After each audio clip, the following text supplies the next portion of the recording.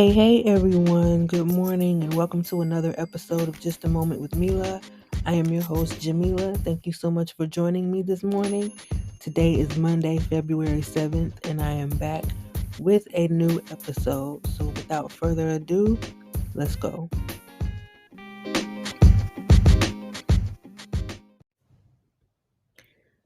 Chesley Christ, the 2019 Miss USA winner, died at the age of 30 years old on January 30th.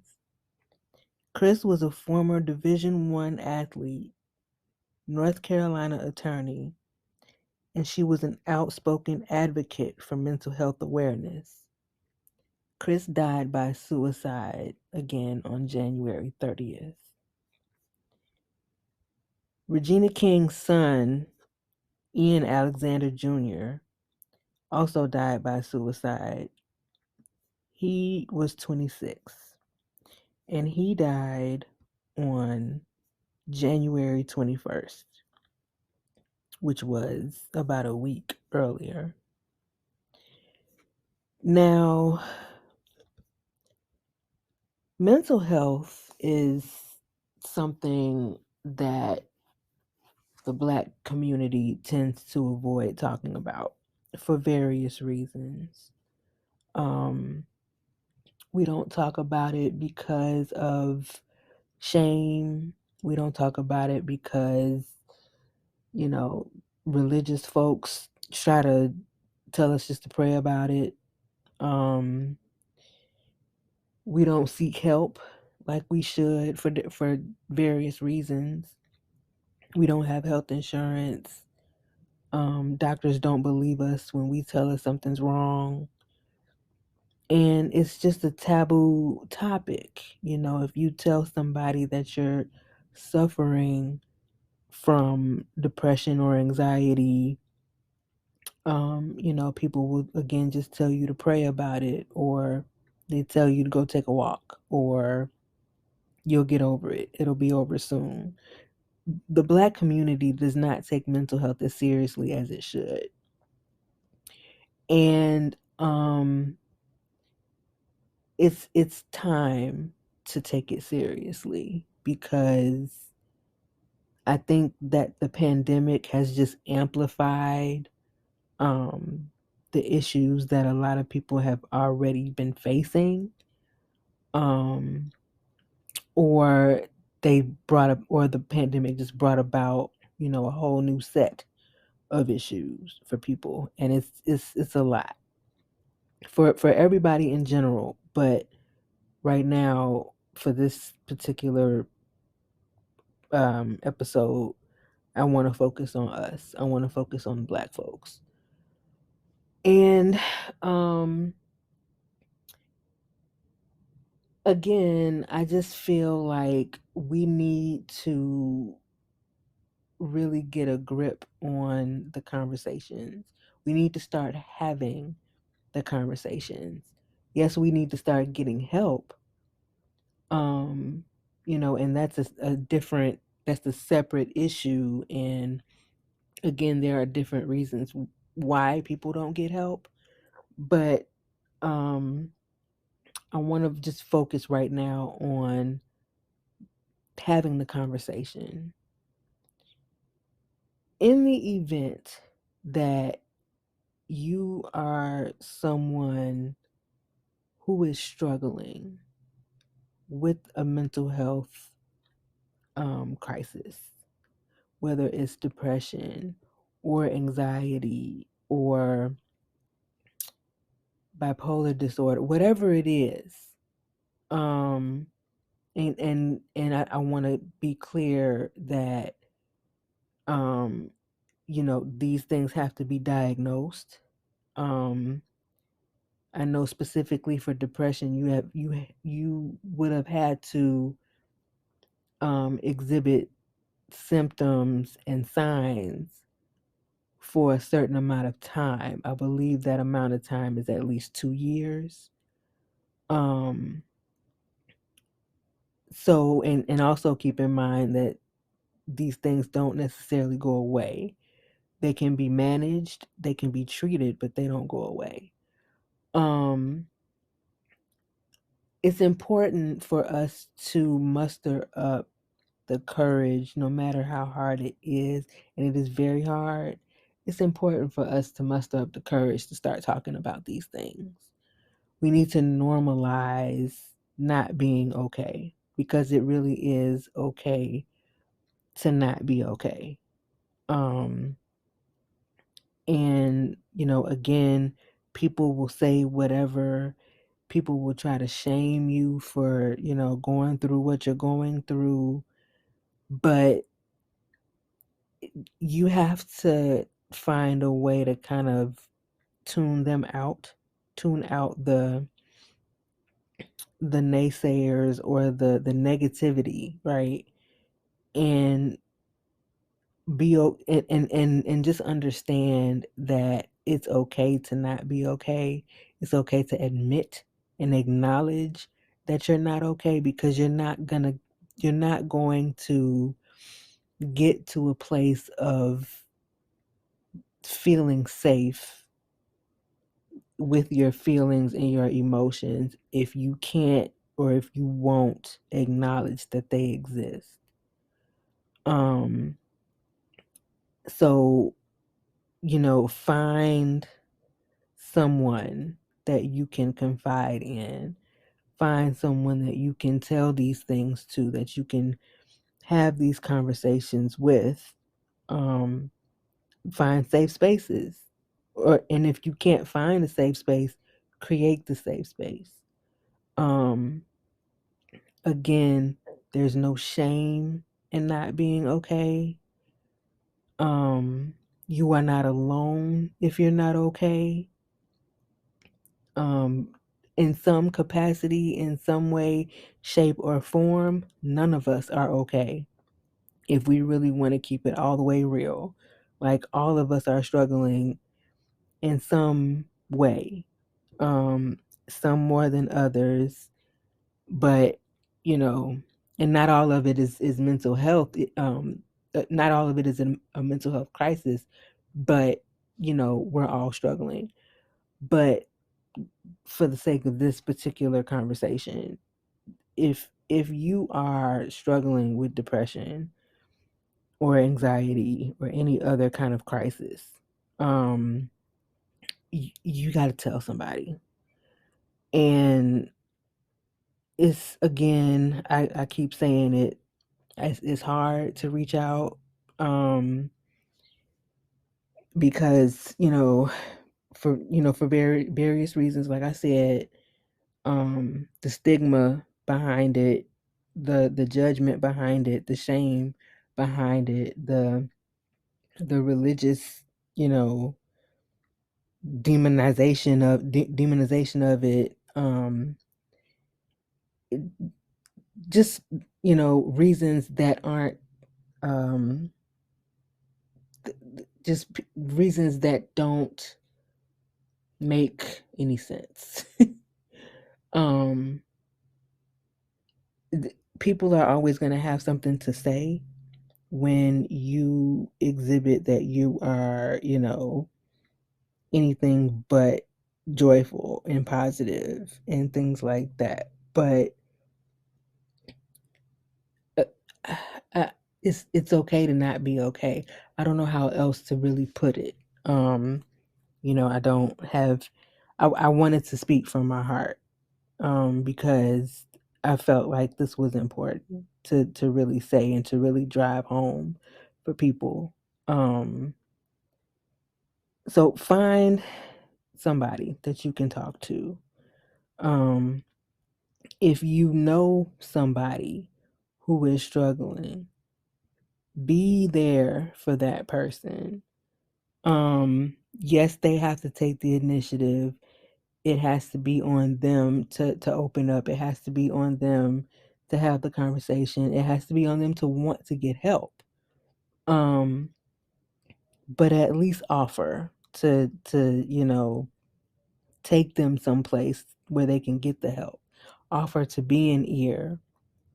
Offer to give advice, or to just listen, or to be a shoulder, or to spend time or whatever it is that that person might need in their time of need. Um, you know, be that thing that that person needs because you could potentially save a life. All right, so I am going to take a quick break, and when I come back, I want to read some things that some people sent to me. All right, so sit tight, and I'll be right back.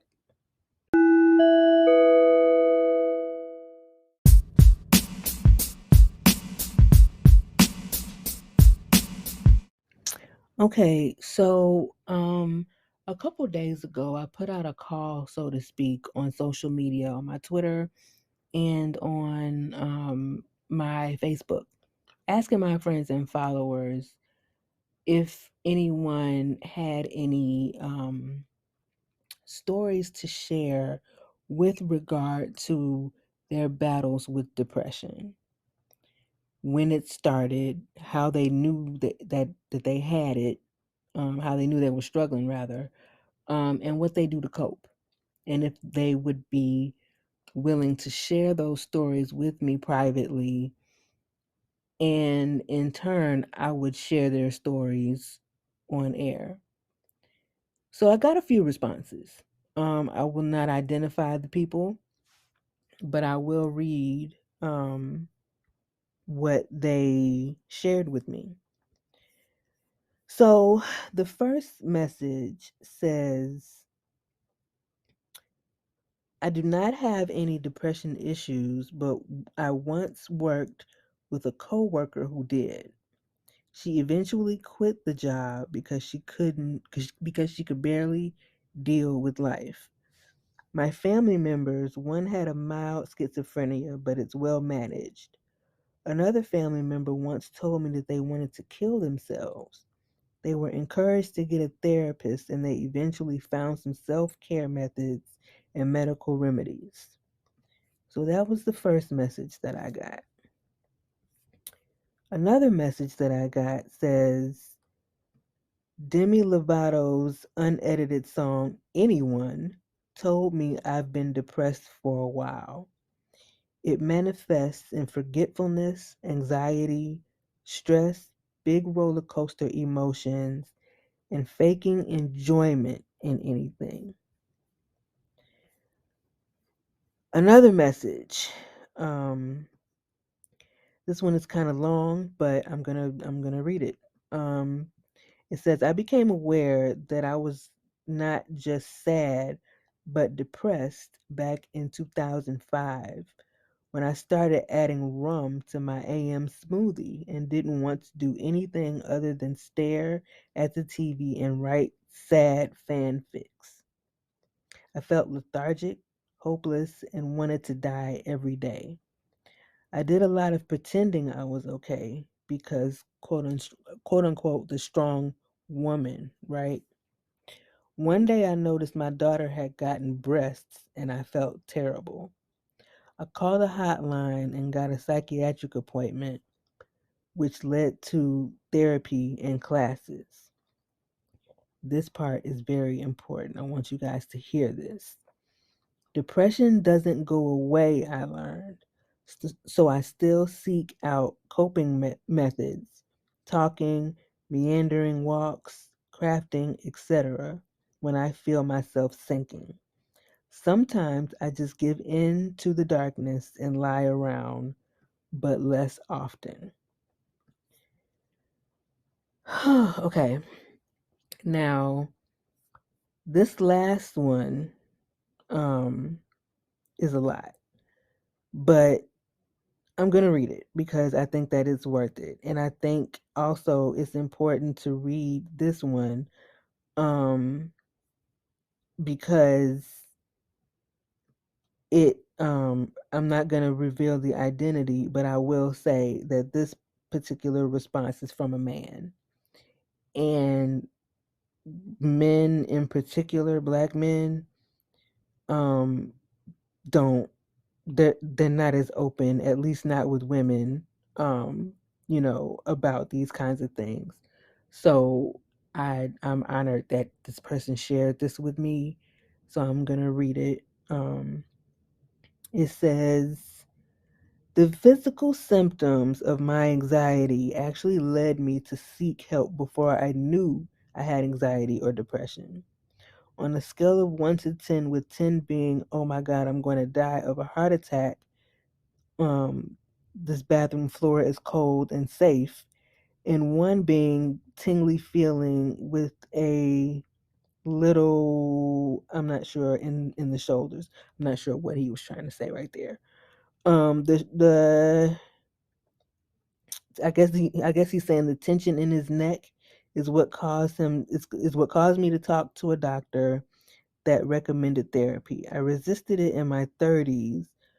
Um, when during my first session, the doctor was writing a prescription 20 minutes in.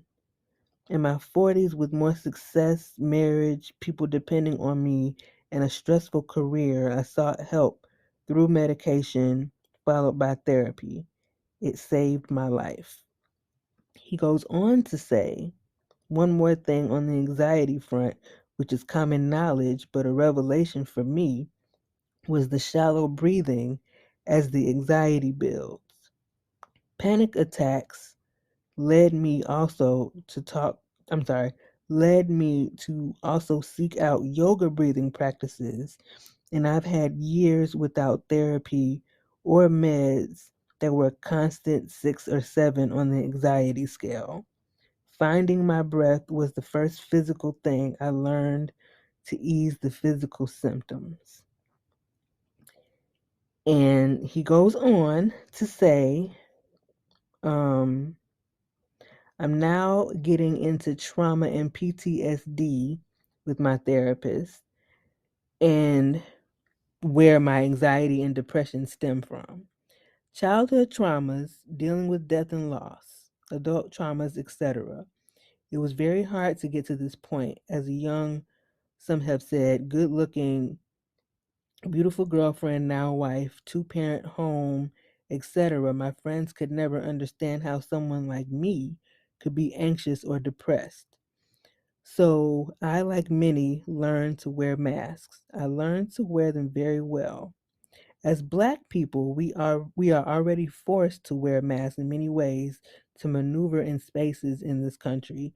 But I discovered wearing a mask in all aspects of my life to hide what was going on in my brain. I was wearing a mask. In the short time I've been in therapy, I realized many things, but most importantly, I'm not alone with what goes on in my brain. Others out there are struggling just like me, and it's okay to not be okay. And lastly, he says, also my therapist, his first real therapist of 3 months, was a white man. We cleared the air in the first session about him being white and how I was a little skeptical about opening up to him. I think it was the second session where he said something to the effect of, that sounds exhausting. And it felt genuine, and I have never had a white person say that to me. He may or may not understand what it's like to be me, but I felt empathy and the wanting to hear more, and I've kept showing up at the Zoom calls once a week. So, I wanted to share those stories with you guys because um I, like I said, I wanted to kind of, I guess, I want to have the conversation.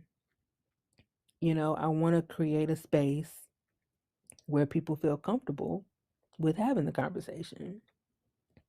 So, as this last person reiterated, and as I did earlier, it's okay to not be okay. And hopefully, if you are not okay, you feel less alone after listening to this. And I'm sorry if my words are jumbled or my thoughts are unclear. But I'm kind of struggling through this myself. So I guess I needed to I needed to have this conversation as well. So hopefully again this was helpful to somebody. Hopefully it helps you guys know that you're not alone and that I'm going to say it again, it's okay to not be okay. All right? All right.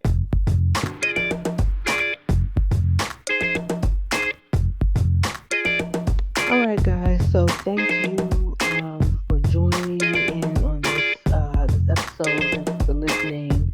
Thank you for indulging me. And I think that I do want to continue having the conversation. So next week, I'm gonna talk about um, coping mechanisms and self-care tips. I know that I've done some of that before, but it's worth going over again in this regard and with regard to this particular conversation. It's important, y'all. So, again, thank you all for listening. I hope that you have a wonderful Monday. I hope that you enjoy the rest of your week. And I will see you back here next Monday. All right, take care.